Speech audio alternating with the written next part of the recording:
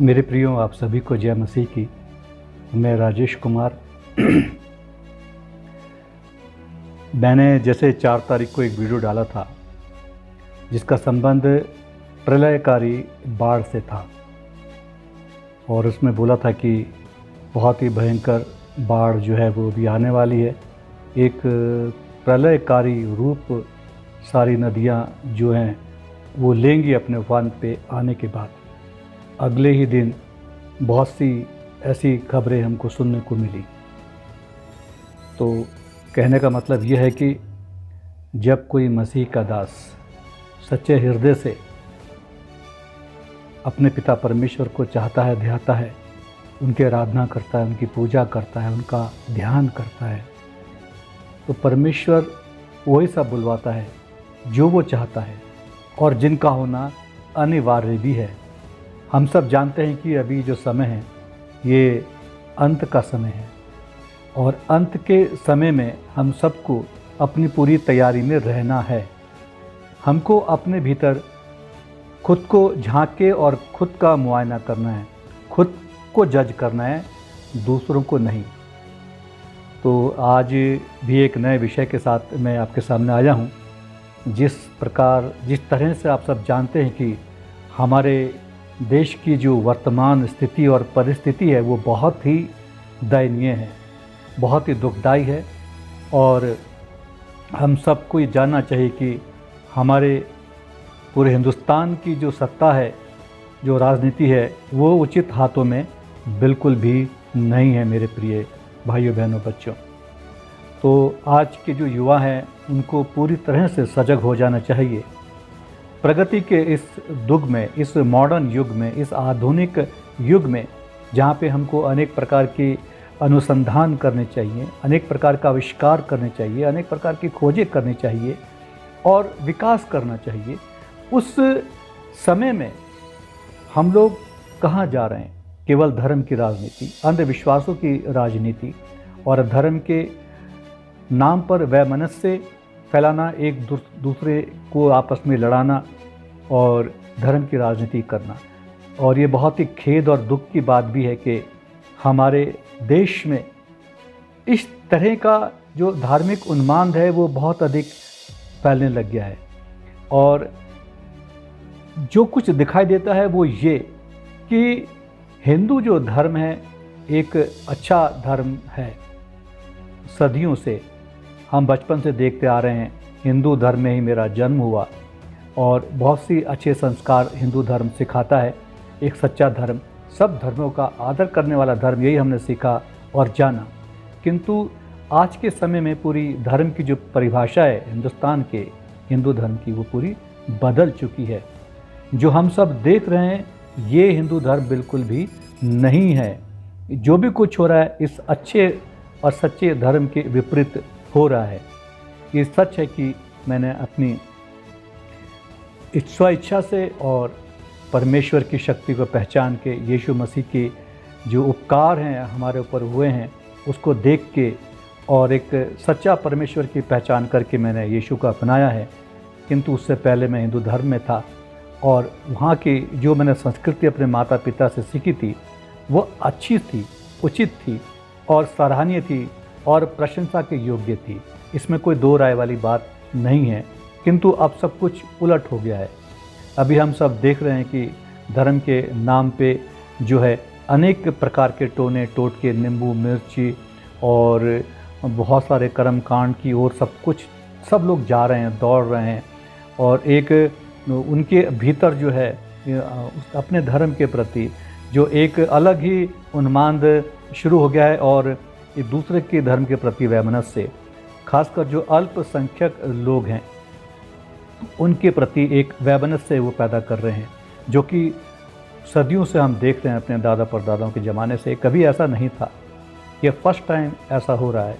हम सबको जो अच्छे हिंदू लोग हैं जिनकी संख्या बहुत ज़्यादा है और बहुत ही कम लोग हैं जो इस तरह की दुर्भावना को और उन्माद को और आपसी लड़ाई झगड़े को पूरा बढ़ा रहे हैं, तो उसका हमको विरोध करना चाहिए और परमेश्वर से प्रार्थना करनी चाहिए कि हमारे देश की जो सत्ता है, राजनीति है, वो अच्छे हाथों में जाए, एक ईमानदार हाथों में जाए और एक जो सच्चे लोकतंत्र की स्थापना हमारे देश में कर सकते हैं और आपसी मेल मिलाप जो करते हैं लोग, वैसे ही राजनीति वाले होने चाहिए जो ईमानदार हों और सच्चे हों।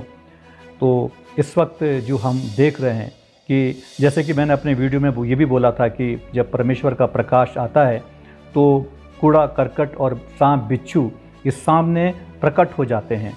तो हकीकत यही है कि सब प्रकट हो रहे हैं और मुझे अब यही लगता है कि हमारे देश की जो सत्ता परिवर्तन है वो शायद अब जल्दी हो सकती है। यहाँ तक कि अगले चुनाव होने से पहले ही बहुत बड़ा एक सत्ता में उथल पुथल आने की पूरी संभावना है और ये पूरी उम्मीद है कि ये हो भी जाएगा। और इस वक्त देश को एक अच्छी सत्ता की आवश्यकता है। हम सबको इसके लिए दुआ करनी चाहिए ताकि हमारा देश आगे बढ़ सके, हम नए नए आविष्कारों की ओर बढ़ें, नई नई खोजों की ओर बढ़ें और नए नए अनुसंधान की ओर बढ़ें, नए नए विकास की ओर बढ़ें, बिल्कुल आधुनिक जिसकी पूरे संसार को आवश्यकता है।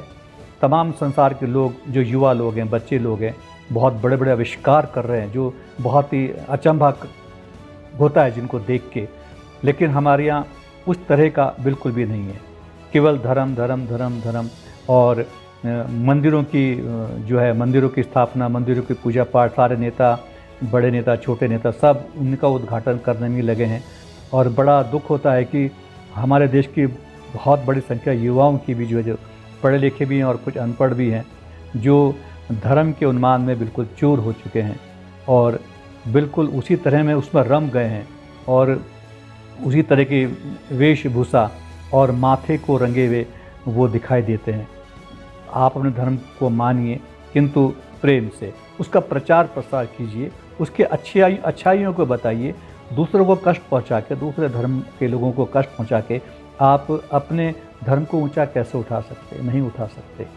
अगर आपको अपने धर्म का मान मर्यादा बढ़ाना है तो आप खुल के प्रचार कीजिए और लोगों को उसकी विशेषताओं के बारे में बताइए, उसके प्रेम के बारे में बताइए, आपके जो भी आराध्य देवता हैं उनकी खूबियों के बारे में बताइए, किस तरह से वो आपसे मेल रखते हैं, प्रेम भाव रखते हैं और किसी भी तरह के वैमनस्य और ईर्ष्या से वो सदा उनको बचाते हैं। तो इस तरह का भाव आप अपने भीतर रखिए और यकीनन जो आप लोग कहते हैं कि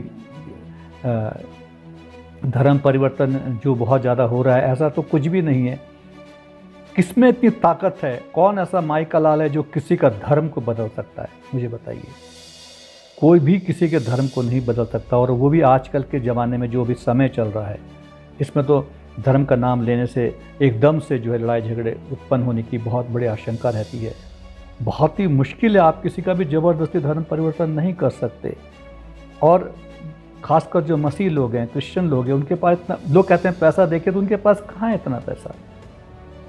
अगर हम किसी का धर्म परिवर्तन करेगा केवल पैसों के लिए ही करेगा तो 2-4-5 हज़ार के लिए या 5 किलो चावल के लिए वो अपना धर्म परिवर्तन कर देगा क्या? ये तो नामुमकिन सी बात है। अब जिनका धर्म परिवर्तन हो रहा है, क्या वो उनका धर्म इतना कमज़ोर है कि वो इतना आसानी से वो धर्म परिवर्तन कर लेते हैं? क्या मज़ा मिल रहा है उनको वहाँ आके? लेकिन कुछ बात होगी उनके साथ, कुछ ऐसा घटना घटित हुई है, बहुत सी ऐसी घटना जब वो पूरी दुनिया से उनको तिरस्कार मिला और बहुत सी ऐसे कष्टों से, परेशानियों से, जहाँ पे उनको सब जगह बिल्कुल त्याग दिया गया और कहीं कुछ भी उम्मीद नहीं रही, सारी उम्मीद जब छोड़ दी और जब यीशु का नाम लिया, यीशु की नाम से उनके लिए प्रार्थना की गई, उनका जीवन परिवर्तित हो गया, तब लोग धर्म परिवर्तन करते हैं। और धर्म परिवर्तन भी नहीं है ये मन का परिवर्तन है। हम किसी भी देवता को, किसी भी भगवान को मान सकते हैं, उसकी आराधना कर सकते हैं, किसी के भी। धर्म नाम की कोई चीज़ तो है ही नहीं, बाइबल में भी धर्म नाम के बारे में लिखा ही नहीं। परमेश्वर ने, यीशु मसीह ने धर्म नाम का शब्द भी उपयोग नहीं किया है पूरी बाइबल में। फिर कहाँ से हम धर्म परिवर्तन? और धर्म परिवर्तन भाई किसी का इतना आसान नहीं है, बहुत मुश्किल है। या तो फिर इतना लाखों करोड़ों रुपया हो तब आदमी अपना धर्म परिवर्तन कर सकता है।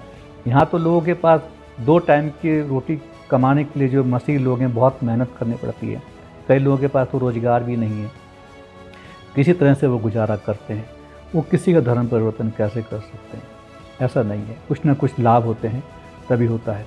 तो मैं आपको बस यही कहना चाहूँगा कि अभी जो मुझे दिखाई देता है कि एक बहुत बड़ी जो है बदलाव की संभावना वो जो दिखाई दे रही है हमारे देश में, और जिसका होना अनिवार्य भी है और उम्मीद है पूरी हो जाएगी।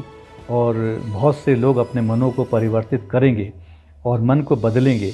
और यहाँ तक भी हो सकता है कि जो सत्तारूढ़ पार्टी है उनके बहुत से जो विधायक और उनके सांसद हैं, वो जब देखेंगे कि हाँ अब समय ऐसा आ गया है कि शायद हम भी फंस सकते हैं इस जाल में, जो भी उन्होंने गलत काम किए, वोटों की जो गलत चोरी की है और जो वोटों की गलत तरीके से जो वो जीते हैं, तो वो भी भय के मारे हो सकता है कि ऐसी उम्मीद लग रही है कि इस अपनी जिस पार्टी से त्यागपत्र दे सकते हैं।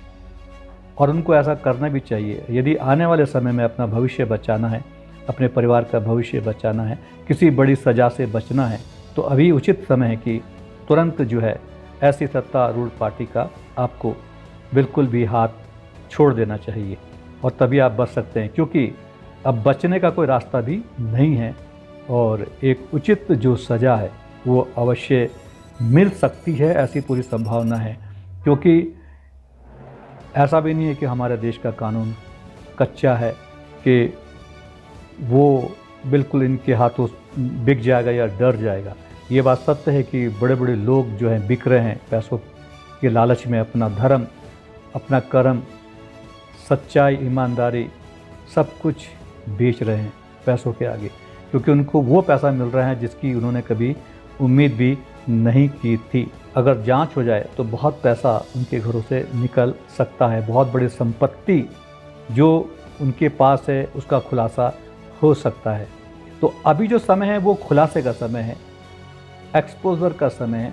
चाहे कोई भी हो, मैं अगर मसीह की बात करता हूँ, मुझ में अगर किसी बात की कोई कमी है, दोष है, और मैं अपने आप को नहीं सुधार रहा हूँ, तो मैं भी पूरी तरह से जो है मेरा खुलासा हो सकता है, भंडाफोड़ हो सकता है। तो अभी बचने का कोई रास्ता नहीं है। मैं आप सभी से यही निवेदन करता हूँ कि जितने भी जो मसीह में हैं लोग और जो नॉन क्रिश्चियन भी इसको सुन रहे हैं, कि अभी आप संभल जाइए, क्योंकि अभी न्याय का समय आने वाला है। धरती से भी और आसमान से भी बचने की उम्मीद बिल्कुल भी नहीं है। और जिन लोगों ने हमारे देश के साथ गद्दारी की है, देशद्रोह किया है, चाहे वो कोई भी हो, चाहे वो उसको अपने बारे में कितनी भी बड़ी गलत फहमी हो, बच नहीं सकते। ज़मीन से और आसमान से, दाएं और बाएं, चारों ओर से वो अब घेरे जाएंगे। इसी वाणी के साथ में अपनी ज़ुबान को विराम देता हूँ। आप सभी को जय मसीह की।